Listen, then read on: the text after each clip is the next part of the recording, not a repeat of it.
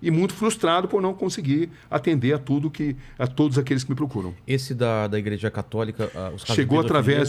através de uma denúncia anônima de que havia um abuso contra coroinhas na cidade de Arapiraca, no interior do estado de Alagoas.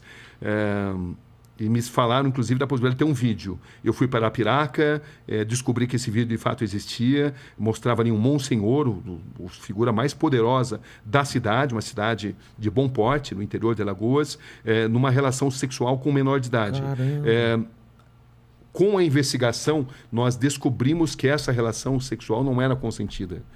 E que havia também ali a confraria do silêncio, ou seja, a igreja local abafava o caso para que isso não fosse divulgado, porque havia muita gente envolvida.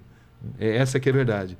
Então, a grande dificuldade nessa história foi de fazer com que as pessoas tivessem a coragem de denunciar. E para mostrar que essa imagem, que era de um coroinha, que passou a ser abusado desde 12, 13 anos, não era um fato isolado. E que não se tratava de um ato sexual consentido. Entendi. Ato homossexual consentido, onde não caberia nenhum tipo de reportagem, porque a gente não faz reportagem sobre vida pessoal das pessoas. Entendi. Isso se tornou vida pessoal de indivíduos. Isso se tornou uma reportagem a partir do momento que a gente notou que havia toda uma estrutura destinada a abusar de menores, ganhando a confiança dessas pessoas, usando o poder da igreja local, e isso era feito de forma sistemática e com a complacência de boa parte da igreja. Claro que estamos falando de setores da igreja.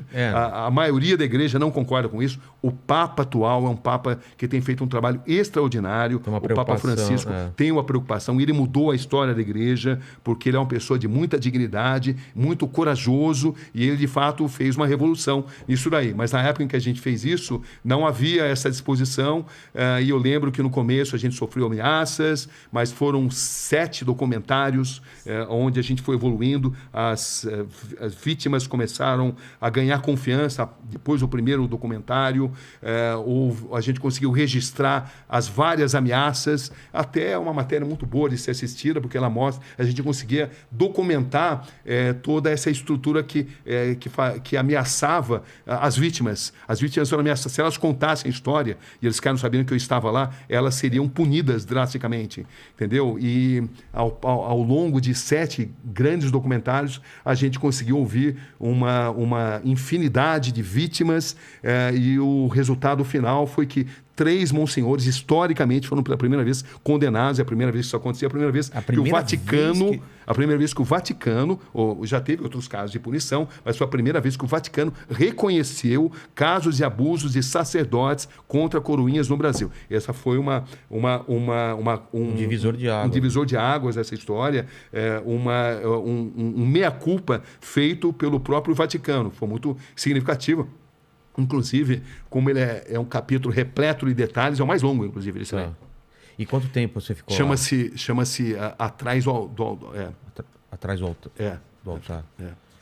E para você, como que é quando você pega uma coisa tão escabrosa com isso que é pedofilia, e como você tem o distanciamento, mas também você não pode ficar totalmente descolado da emoção, né? Como que funciona? Então, esse é o pulo do gato, né? Esse é o X da questão. Você não pode deixar com que a emoção te prejudique a sua capacidade de apuração, mas, por outro lado, a emoção ela traz também uma sintonia com aquilo que está sendo vivido. Então, você não pode jamais se tornar um ser humano frio, incapaz de perceber o sofrimento alheio. Você precisa perceber sofrimento alheio, mas você não pode permitir que esse sofrimento alheio, isso equivale para as guerras, equivale quando tive que dar a notícia da morte do Ayrton Senna, você não pode permitir que a sua emoção pessoal prejudique a sua capacidade de apurar devidamente as notícias e de fazer o seu trabalho. Eu não concordo com repórteres.